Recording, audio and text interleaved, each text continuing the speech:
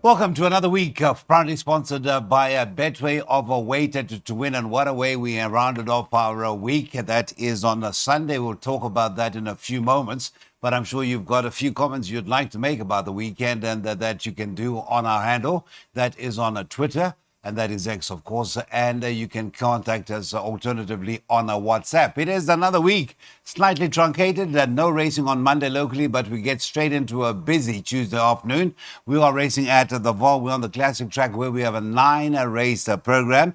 Mr. Darren Burrows will be flying solo this morning. So it is a warm welcome to Darren. And of course, a great platform to say hearty congratulations. You were 99% on the mark with most of your selections. With all of your selections, barring, I think, Tomiris. That was the only fly in the ointment, so to speak. But of course, the first one won. That was a bar and borders off the mark. And Richard Free doubled up for Wendy Whitehead, and it went and it got better.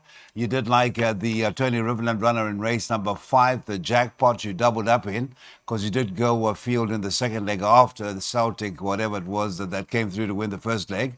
You would like 2 horses, Imlens Young Duduma with the 6, obviously the 5. That is the former Summer Cup or recent Summer Cup winner Royal Victory making a comeback. And you had field at the back end. A great Sunday. I think I've spoken enough. I'll give you the floor, sir.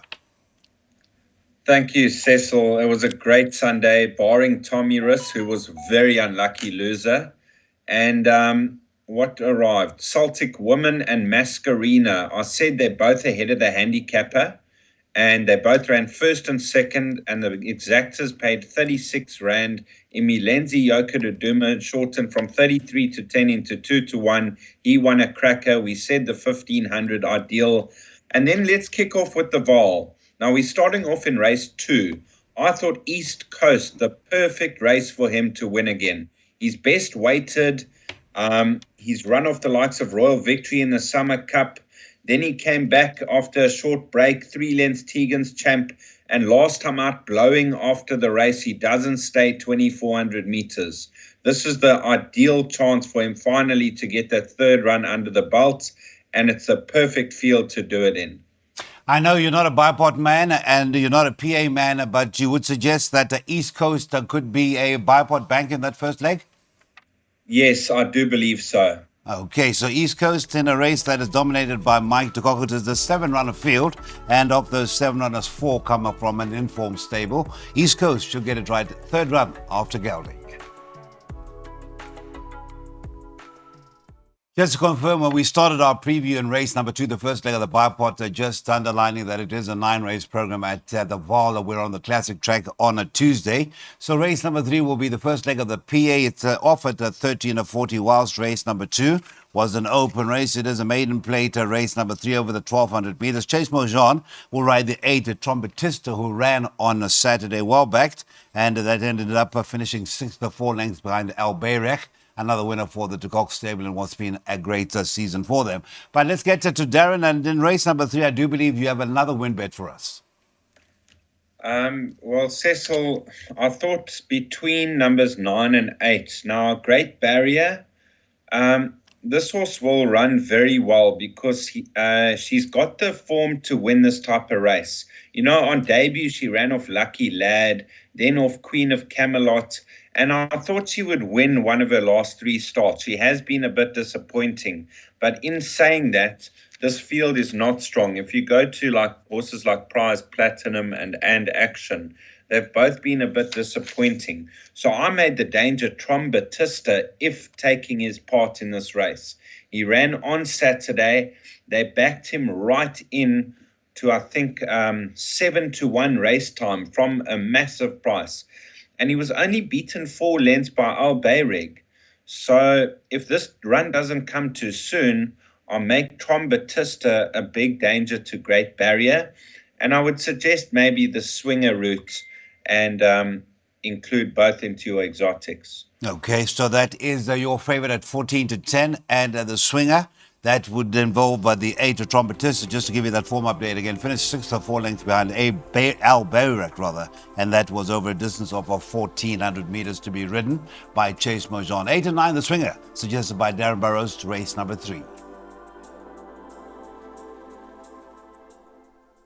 Racers Owners Association maiden plate will be over the 2,000 meters. That is race number 4, the fourth of 9, and that will be off at 2:15, all things being equal, where we're racing and on the classic track at the Vaal. That is a Tuesday. Now, we are going to be talking about that pick six shortly, just to confirm that there is a form update number 10, a Crystal Maiden. Ran last Thursday at Turventina, beaten into third, doing best work late over a distance of 2,600 meters, and that was by the highly regarded Caddy Zora. Now, back in distance, the 2,000 meters will be partnered by Johannes Kreiling, Henny Kreiling for the Yancy van Vuren stable. But it is the start of the pick six, Mr. Burrows, so we hand the floor over to you. What sort of a starter do you think we'll have in that first leg? Well, I thought that a two-horse race between Atarim and Karoo Gold. Now, I can't split the two of them. I thought Atarim, that second to Lama Hall, was a cracker. And last time out, a runaway winner, Master Christmas, beat him quite comfortably, but he'll be right there. And Karoo Gold, the blinkers he improved. I'm hoping he settles in running because that run to Eiger Sanction, we've seen two direct winners from that race. So I think 1 and 2 will fight it out, followed by 9 and 10. 1 and 2 at Arima. Yeah, the stable hit the post a couple of times on a Saturday. That is the Paul Matches stable. That luck is bound to change sooner rather than later. And maybe Atarime may just be the starting point of a good run for Paul Matches 1 and 2.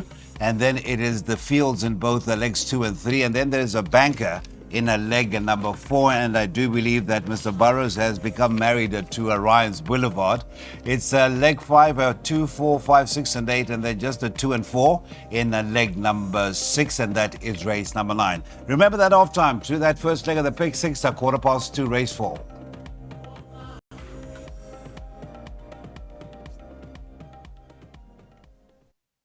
Right, back in handicap company, it is a take a better winner number fillies and mares 9 to 2 divided handicap. That'll be race number 5 over a distance once again of 2,000 meters. It is the 9 race program, so it'll be back to back a starter to the jackpots. And of course, a reminder once again, you like what you hear from Mr. Darren Burrows, you can contact us on X, that is our Twitter handle, and of course on WhatsApp, that is the alternative. And I can guarantee that you will get a response to your inquiries or to your comments. Obviously, it is trying to make a better world. So it is going to be a situation where we are looking at positivity rather than negativity. Right, as far as race number 5 is concerned, you went field in the pick 6 in leg 2, and I dare say this is going to be the template for the jackpot as well, Darren. Yes, that is the case in this type of race, you know. If I had to narrow it down, I would include a horse like I Am Regal at a big price. If you go back in her form, she had a Damo Star form line where she got beat a length and she was very unlucky traveling wide. She could be as much as 7 kilos better off at the weights. But in saying that, Damo Star is a lightly raced 3-year-old and she's progressing the right way. Others to consider, a horse like Belvard, if you go back to a penultimate start, he ran second to Juliet Tango. I thought that was a cracking run. She had Terror Time behind her that day. I give them both chances this afternoon. And then Say Yes and Ipso Facto. They got top weight, but they're very capable on their day. So 1, 2, 3, 4, 6, and 9 for the shortlist. Okay, so that is the short list for that first leg of the jackpot. But we are basically sticking to the same format as the pick 6, so it is field by field. By that banker in leg number 3, that'll be race number 7, and then 2, 4, 5, 6, and 8 in race 8, leg 4, the final leg of jackpot 1.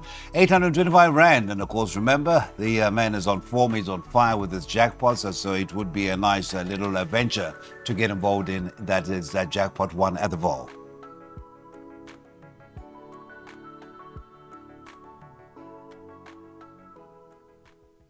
Well, if things are going your way on Tuesday, certainly should be a day that you harvest big money at the Vaal, because it is trappy racing, and race number 6, as you saw from Darren, is a field race. So once again, he's gone to the fields in race number 6, and rightly so. He had suggested a place bet, and of course, we have to stick with his suggestion because it was good to us if we followed Darren last time out. And it is at a big price. It is Gilda Gray that is at 8 to 1 from Fani Bronkhorst. His string is running well, and it's Mr. Ryan Munger who once again retains the ride. Tell us more about Gilda Gray and what is a very open-looking race 6, Darren. Well, Cecil, this filly is the horse that I tipped on to the viewers last time out. I think we backed her from 12 to 1 into 4 to 1 race time. And going through the 400, I thought it's a matter of how far, because she was absolutely cruising in behind them. She hit the front and she just managed to fight off all the challenges to the line. That form line has been franked, so that's a bonus. And she's only got a 3-point penalty, so she's capable of a 64. 55 and a half, Ryan Munger in the saddle. I would suggest a small each way, as this is the field race I've put in my jackpot and pick 6. Now, off air, you touched on this horse, One Religion. Now, she has been campaigning over 14 and a mile, but she's a Silvana out of a Jetmaster mare. And if she appreciates the extra, she could be a massive runner with 54 and a half kilos on her back. Her ratings dropped. She should be right there if she stays. But if you're looking past those two, it gets very tricky. I could touch on a number of runners. Just one more to consider is Ideal Future. She's going to be ridden patiently from a 15 draw, but Trent Mayhew, very capable apprentice, takes off 3.5 kilos. So she comes into the race with 54, and she'll be staying on very strongly at the finish. So let's hope Gilda Gray can get her head in front. Thank you so much to Darren. That's the niner Gilda Gray. Ideal Future, of course, after Saturday's events at Turventine, where Trenty Drachmas stepped up, took a big step up in class, and it nearly pulled off yet another victory for the connections. That is a Stu Pettigrew and a Pilistan and Claudia. So that is Ideal Future to back up the 9 Gilda Gray. Gilda Gray, that is the selection from Darren. It was a place bet, but each way could also work out for you, and that is in race number 6. Okay, so we get into the last chance to be part of a pick 3. It is the 7th of 9 races getting underway at 4 o'clock. We're on the classic track off of the vaal. It is a novice handicap, and they'll be going over the 1450. Just a couple of jockey changes, both are from the Robin Clausen stable. Hadn't been declared to jockeys, but now on the newly gelded number 4 Falcon, striking the colours of Mr. Pue. That will be Caden Brewer picking up the chance ride, and a recent maiden winner in a work ride is number 8 Guardia Regine. That will now be chance rider Pilistan Demkoli. Just talking about the 4 Falcon strike is out of a new side by New Predator.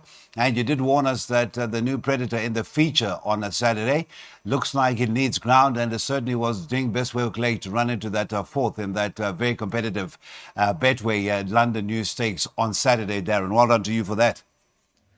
Yes, thank you. Saturday was a tough day for punters, but Pure Predator ran a cracker. I mean, he was badly out at the weights, and he looks quite a decent sort.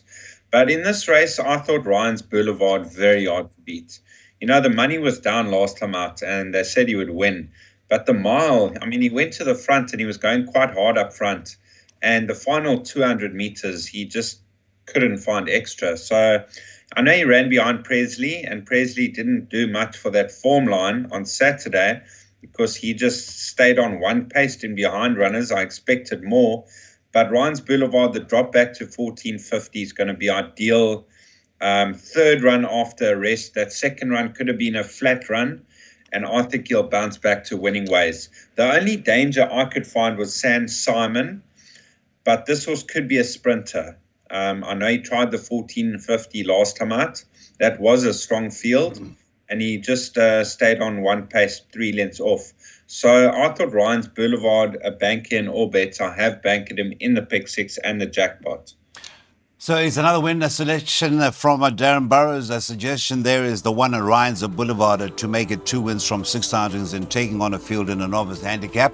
That is race number 7 at the vaal. We'll be partnered by Kelvin Abeba once again for the Tony Peters stable. That is race number 7 at the vaal. Right, we move on to the penultimate and the last chance to get involved in a double. This is race number 8. We step up to a fillies and mares, a 96 handicap, and we stay over the distance of a 14 or 50.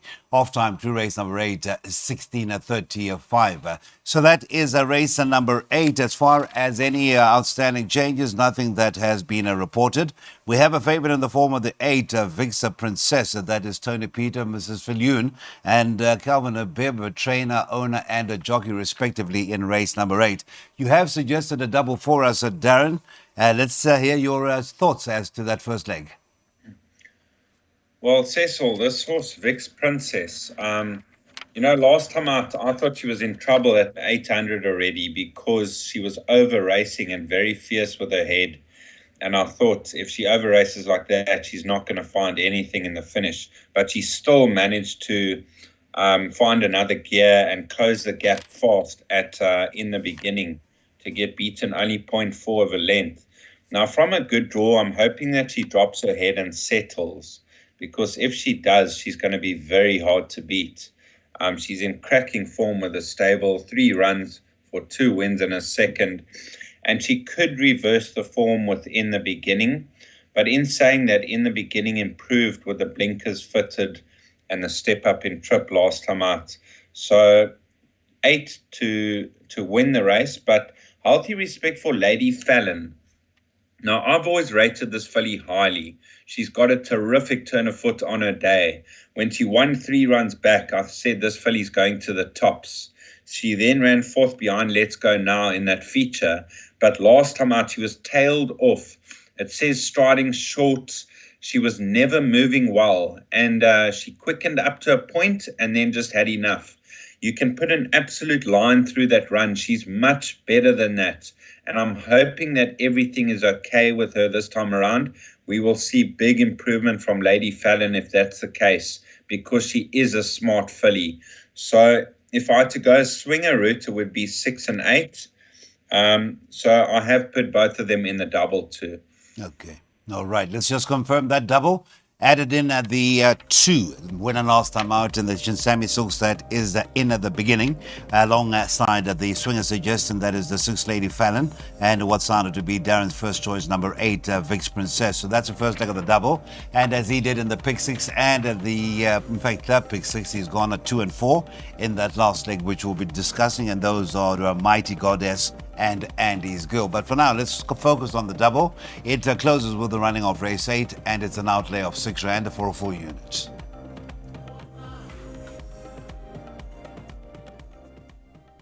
Next race meeting, Thursday, the 7th of March, fillies and mares, the 79 divided handicap will be our conclusive event. And once again, we're going over the 14 or 50 in a meeting that's not dominated by 2 distances, the 1450 and the 2000 meters. Race number 9 is off, as mentioned, at 5:05. It is the second and final leg of that double. It is the finale. And we've also got an exact box suggestion from Darren, and we are going to talk about that. That is a race number 9, where we will be on tenterhooks. Do suggest for us a distraction from watching the outcome to race number 9, Darren?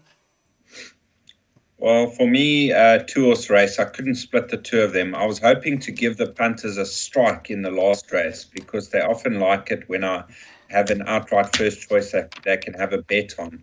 I can touch on 2 runners and you can decide from there. Now, Mighty Goddess in hot form, and last time out on the standside track at Turffontein, she was cruising in behind runners. She hit the front and it was race over at the 300 already. It was impressive. She got a big penalty for that win, so it's not going to be easy this time around, especially from a 10 draw. So for that reason, I might lean towards Andy's Girl. Now, Michael Azzi and Adam Azzi brought her down to Cape Town for a couple of runs. She won her maiden here at Durbanville. Her last start was eye-catching. They squeezed her right out when she was making her run. She would have finished right on top of them. She still only got beat 2 lengths.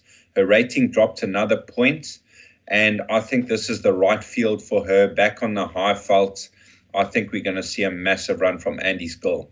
So if we want to have a strike in the last, I would suggest Andy's Girl, have a couple of hundred on her, and cover with the exacta box 2 and 4 in case Mighty Goddess is up to this.